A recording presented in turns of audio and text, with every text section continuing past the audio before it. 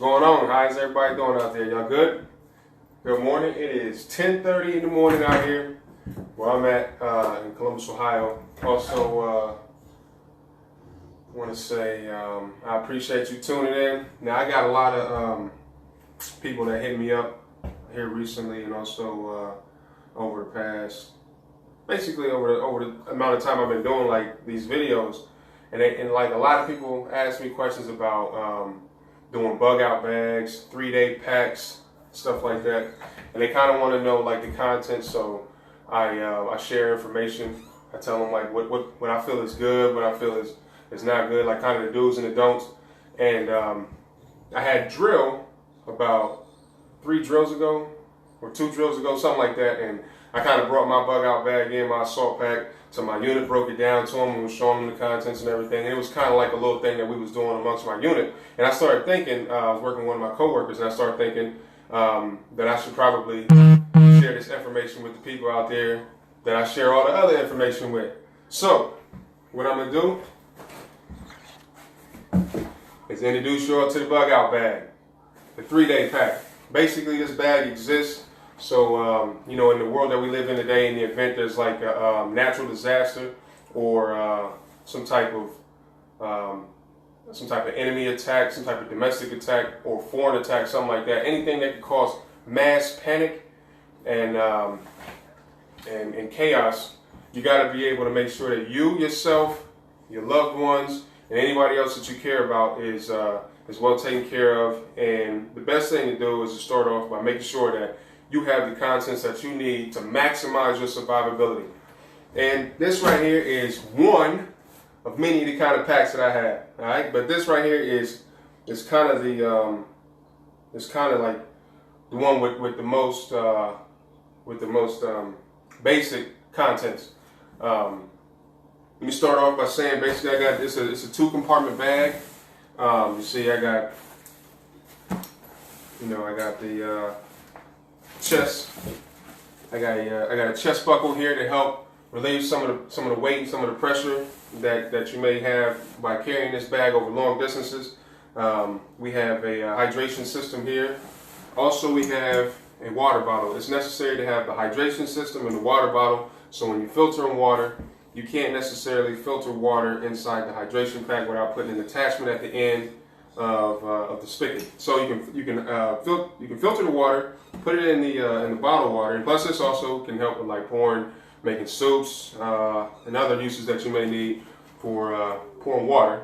But let's go ahead and continue on right here. This is a tourniquet. It's a tourniquet carrier.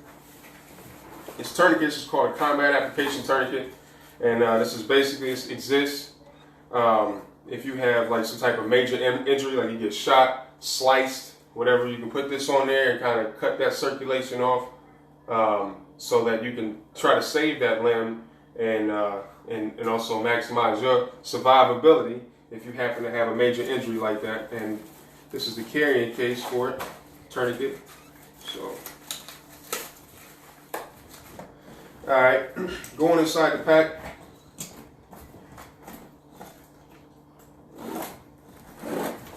The first thing that is important that you have inside your pack is you have a first aid kit. Now, when building a first aid kit, you can go to any Walmart, Target, pretty much any kind of store out there. You can go eBay, Amazon. You can get your a first aid kit, and they're pretty generic. They're pretty basic. But you want to modify your first aid kit to your needs and your specifications. Let's say you're diabetic, or you have some type of hypersensitivity to whatever allergy is out there. You need to make sure that you get the right type of medicines included in your first aid kit to make sure that you survive out there, because you don't want to be stuck out in the middle of nowhere without the things that you need to continue on. So I actually divided my first aid kit up into 2 parts.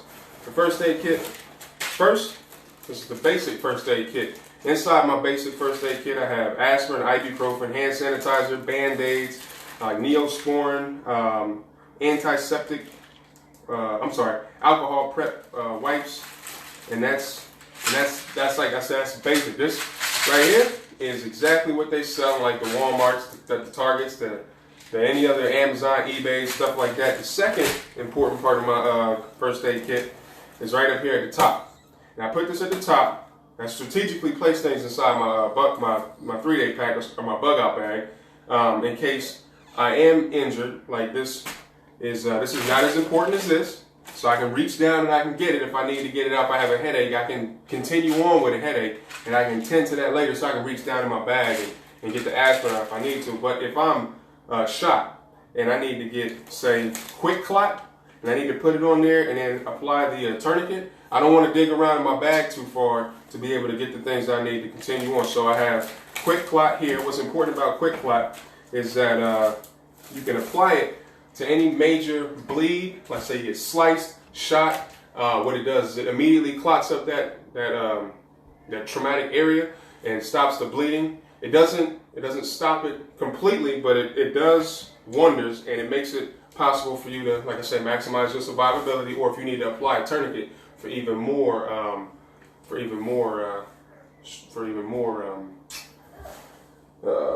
pressure, you can go ahead and do that. And but the thing about quick clot, I was gonna say, is that you don't want to use this if you're allergic to shellfish. So that's the one thing that you want to make sure. I'm not allergic to shellfish, but I don't do seafood. So this is the thing right here. I am allergic to seafood, but not shellfish, so I'm good with that. All right, I have sterile gauze sponges. These are basically big Band-Aids that I use. Also, I have 2 different size ACE bandages. I have it for bigger areas and the smaller areas, and I have the tape to apply for the gauze if I need to. Also, I have a heavy duty type of gauze. It's a gauze fluff roll. All this stuff here you can buy at any. Some of the stuff they have available at like your Walmarts, your Amazons, things like that. But you can buy these at any store that sells like medical supplies. I have not shears, but I have some scissors here. Also, I have sterile gloves. Hold on, buddy. I got hand warmers. I have some normal saline in case I need to do some type of field. I need to give myself some salt water or something like that. I have bigger gauze sponges here, and this is something else that's a little more advanced, but it's a this right here is a Tactical Combat Casualty Card, TCCC. Basically, let me walk it up to the screen. All right, what that does is it says stuff like, the top part really wouldn't be anything that would apply to anybody, but this is what's important right here. So if I have to put a tourniquet on, I can say what type of tourniquet I put on there, what time, because all that information is important to pass forward to any type of first responders. This right here describes the type of injury I may have had: gunshot wound, IED, blunt force trauma, burn. Like I said, some of this information doesn't apply, like landmine, RPG, artillery, but signs and symptoms I may have had: respiratory rate, pulse. You want to go ahead and time, and what the information according to where it was at. So yeah, this is a little more advanced, but it's something I feel is necessary to put inside my bag. I put that in the back part right here, up top in the bag, in case I have to apply any type of trauma first aid to myself. I don't have to dig around in the bag, because if I'm losing a lot of blood, time is important, and I want to make sure I remain as conscious and as focused and calm as I possibly can to maximize my survivability. All right, let me get this stuff back in here, and then we'll continue forward with the rest of the bag. Like I said, this is the most important part of the bag, is first aid, because you got to make sure that you protect yourself at all times and you stay alive, and you continue on to a safe place. You finish out getting to where you need to go. There shouldn't be no problems.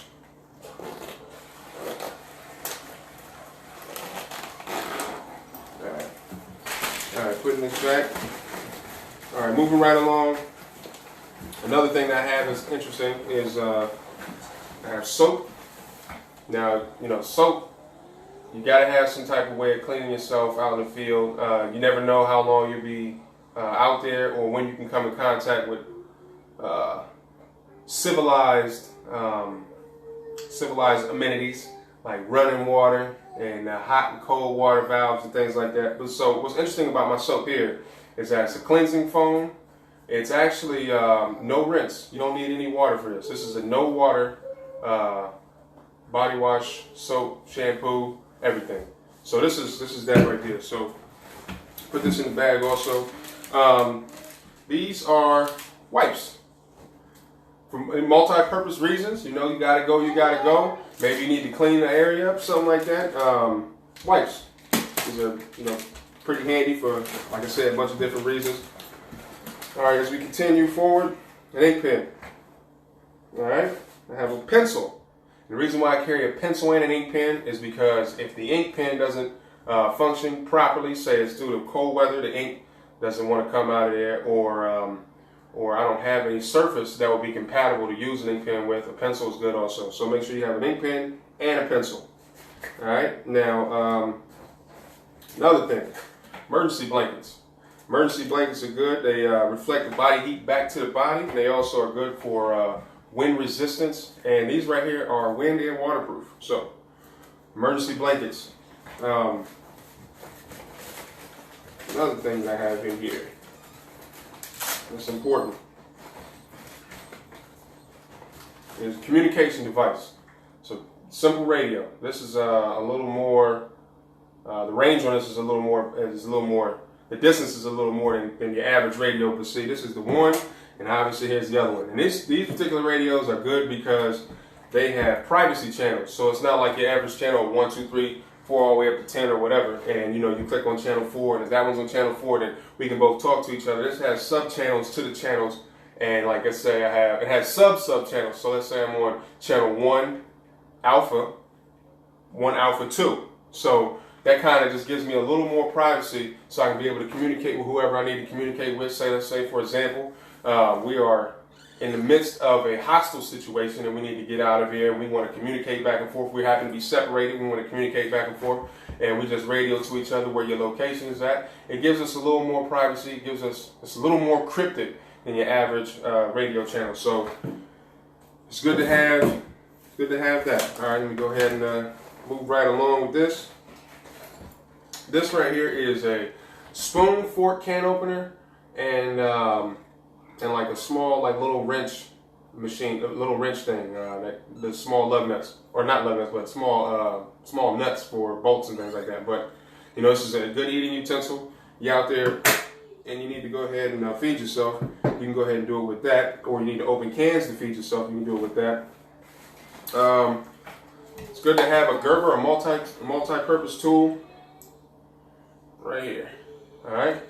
This has about 12 or 17 different features and functions on it. You know, wire cutting, screwdriver, another can opener, file, small saw, small knife. You know, it's good to have a good Gerber multi-tool. So, got the multi-tool right there. Also, a lymphatic compass. If you know anything about me, I was in the infantry, and being in the infantry, I know my direction anywhere I'm at, and I want to say thank you for the United States Army for teaching me. So all you got to know is your direction, and you can find anywhere you need to go. And it's easy to find your direction. You can do dead reckoning, and you know what? That's a whole nother conversation to teach. But it's good to have your direction and know where you're going, and you can be able to navigate yourself out of any situation, or from point here to point there, as long as you know where you're going. So, compass is good to have.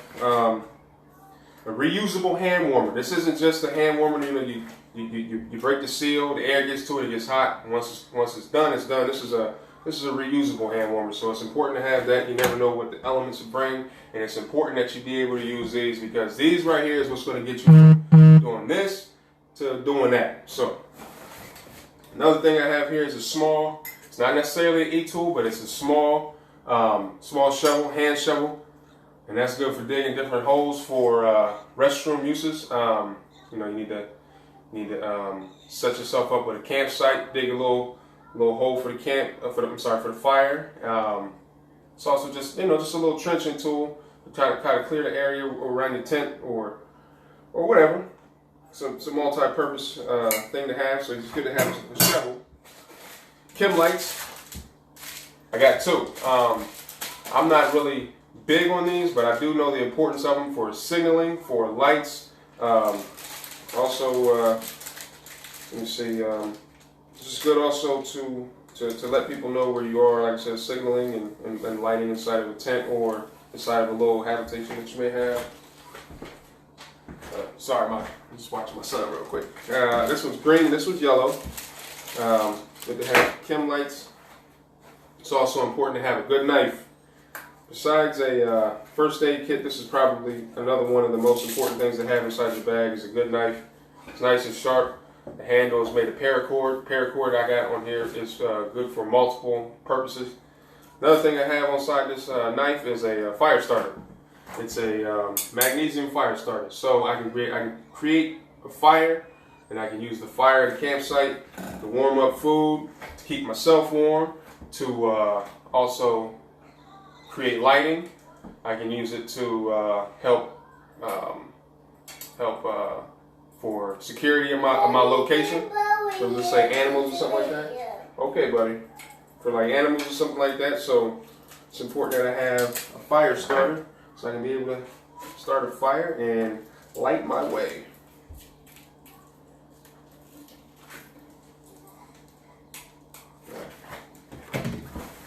And pull the contents out so you can see what I got going on here.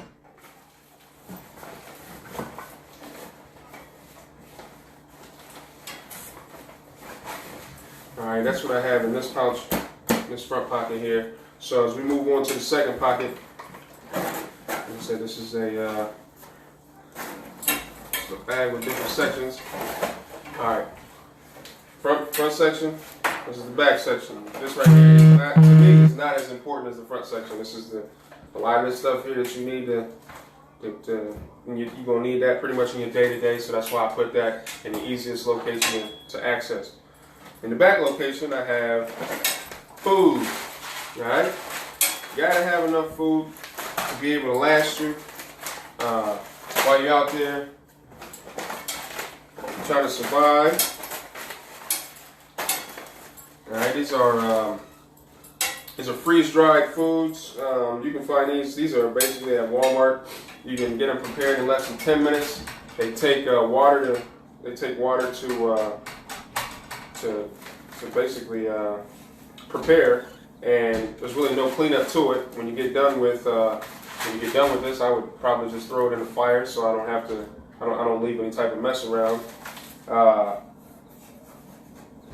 Another thing that's important about having it freeze dried, I don't necessarily need water to prepare this food, but having it freeze dried, I can eat it right out of the bag too. I'm trying to find the shelf life. Okay, the shelf life for this particular one is this is good until the year 2047. So it's important. If you get food, make sure you get food that has a long shelf life. So this is good till 2047. And it's 2018 right now, so that's about 39 years. So I'm good, right? 39 years? Yeah, 29. So almost 30 years.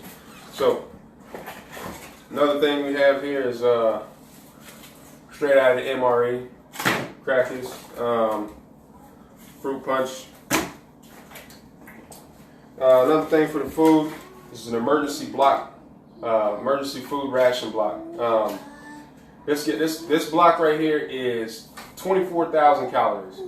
And you need your calories because as you're moving out there in the field, you're gonna have to you're gonna be burning a lot of energy, and you gotta make sure you keep your energy up.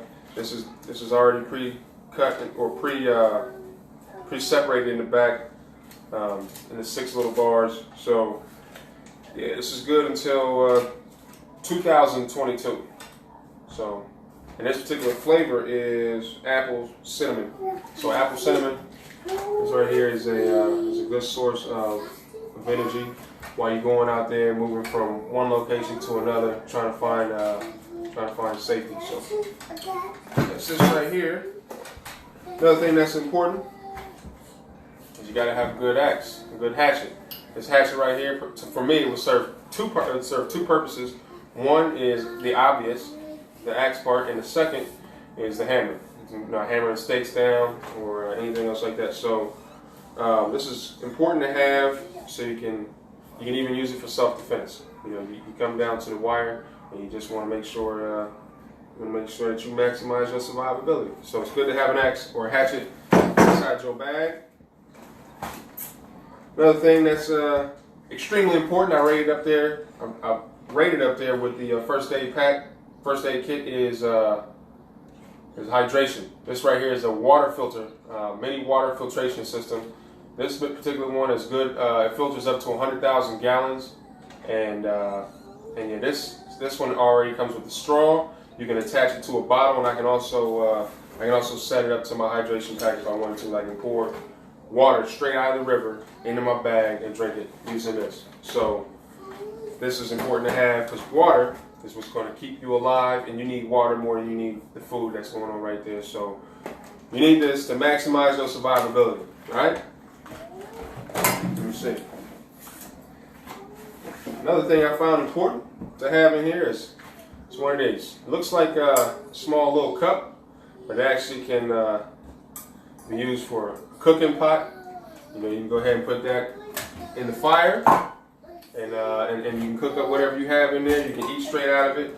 You already have the eating utensil, and this is more important than a plate. So you need to have one of these if you want to have food. So it helps you prepare your food too. You have I have a.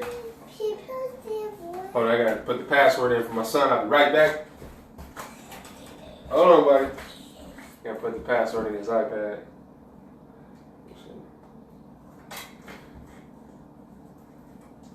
All right, here you go, buddy. All right. So, all right, now I'm back. Let me see. Yep. So you need to have a nice cooking pot, or eating bowl. Now, so this is the hydration system that I have in here. This particular hydration system is 2.4 liters. And it's a straw that comes out. And I got it mounted right here, right on the strap. So if I have this pack on my back, I don't have to go fishing around for a water source. I got it right here, right on my side. So that's that right there. Another thing that I found important to have, light. This particular flashlight right here, it goes from 1 to 2,000 lumens, just in a matter of adjusting the handle. So yeah, it's good to have. All right, last thing that I have in here, just making sure it's the last thing that I have in here. As you can see, I go nowhere without being fully armed and prepared. So it's important also to have this. I have it located on the outside pocket. There's backup munitions. So, since this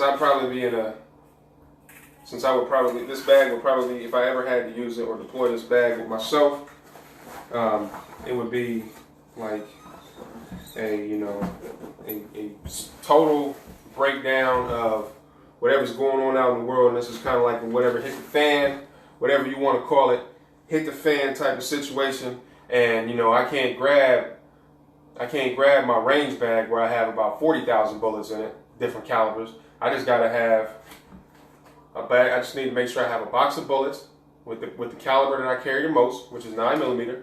And I'll probably grab my spare magazines that I have, because they're usually right next to my pillow. I'm sorry, not pillow, right next to my pistol. Just grab my spare magazines, throw that on, throw my pistol on, and I already have the bullets in the bag. So if it came necessary for me to have to use my firearm, then I would be using that sparingly, because I'm out and I'm unable to get to the rest of my stuff. So but it's important to have that, because not just if I come across any animals out there in the field, and I want to make sure I defend myself, but there could be other people out there too that want to take what I have or take what you have. So This is my stuff right here. This is one of these bug out bags, range bags. These actually building one of these it can get costly. It can get expensive, and if you don't know what you're doing, you can start buying a bunch of things that you don't need. They sell emergency kits and survival bags and stuff like that. You know, but like I said, you need something that's more tailored towards you. So if you reach out to me, I'll build you one of these, and I'll make sure that you have the necessities that you need based off of the information that you provide, and I'm doing that anywhere between $100 and $200. So everybody have a good day out there, man. I hope you learned a little something. You got to see what I had going on here. Like I said, I'm building these survival bags. If you need one, if you want one, and you want to make sure you maximize your survivability. Last thing I have too. This is particular to me. It's some gloves. Maybe I'm climbing, or maybe I gotta hit something. So it's a ballistic knuckle gloves too, just by the way. Also add that to my pack too. Gloves for a whole bunch of different purposes and reasons. So that's it. Like I said, I'm building the bag for you. If you need one, let me know. Hit me up on the messenger or send me a private message. A lot of y'all out there already have my phone number or email address. Y'all can hit me up that way. So y'all be good. Y'all be safe. Stay blessed. Peace. All right? Peace.